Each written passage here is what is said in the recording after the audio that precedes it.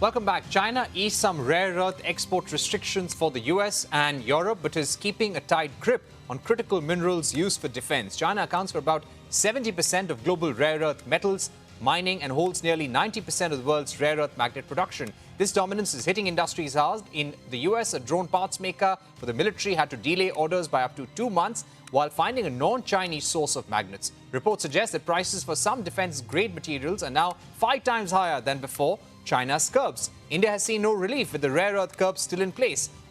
Why does this matter? The auto sector here needs 850 tons of magnets a year, worth about 310 crore rupees in imports. 35 Indian companies still depend on China for them. All eyes are now on the Prime Minister Modi's scheduled visit to China for the SCO summit on 31st of August. The hope is that the rare earth issue will be high on the agenda when the PM meets Chinese President Xi Jinping. Joining us now to discuss this is Jonathan Emont, senior reporter at the Wall Street Journal. Thank you for being with us.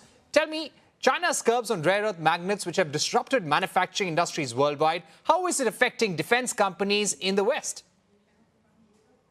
It's really having an impact because China's curbs on magnet exports were specifically designed for national security purposes. And what that means is that defense manufacturers who need these magnets are having an especially tough time getting them. So even as we've seen a broad easing of Chinese access to rare earth magnets for civilian companies, car companies and the like, what our reporting has shown is that defense companies are still struggling to acquire magnets and rare earth materials.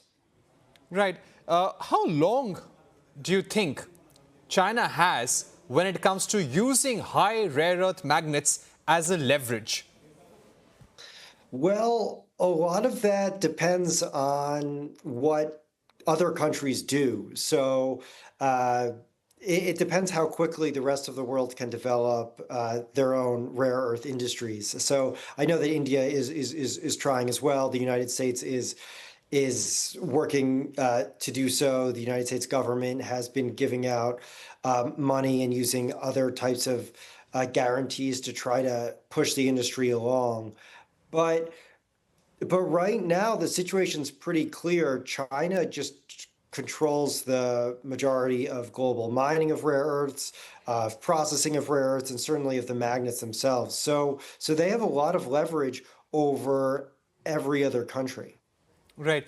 Jonathan, you've also been reporting on how Donald Trump's threat of tariffs, first a 25% reciprocal tariff, and then a 25% additional penalty that is likely to come into effect on the 27th of August if there is no deal or understanding between US and India before that.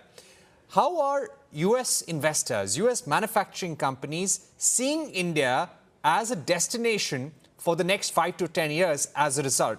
And I would like to add to India-China tensions as well. We've seen how China has started clearing rare earth magnet exports for other nations and car companies in the West and in Europe and US, but not for India at all. How does the US industry see India in light of the tariff situation and also the India-China tensions? Yeah, it's complicated, right?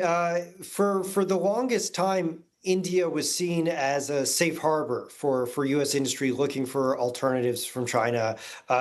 Under Democratic and Republican administrations, there was a clear consensus that India is a increasingly important country that the United States should look to as an ally in Asia, and that India could provide some of the industrial benefits that China had provided to the U.S. economy, meaning it, had, among other things, just a lot of laborers who could make labor-intensive products for the United States market. So under Donald Trump, that was expected to continue. Trump has always been known to have good relations with Prime Minister Modi. The last month has been pretty shocking, I think, to many people in U.S. industry because suddenly India, which many had thought would sort of come out pretty well from the trade war. Maybe it wouldn't see very high tariffs compared to other countries.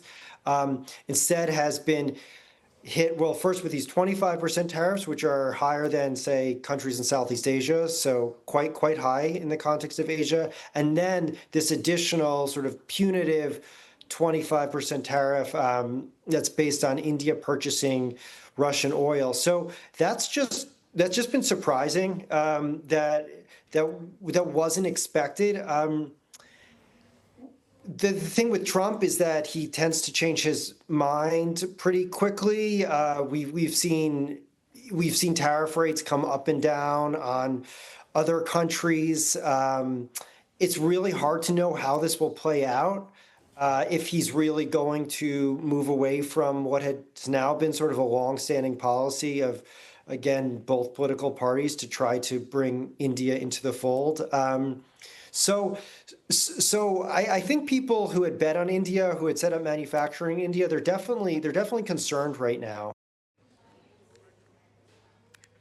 All right. Thank you very much, Jonathan, for joining us. Let's now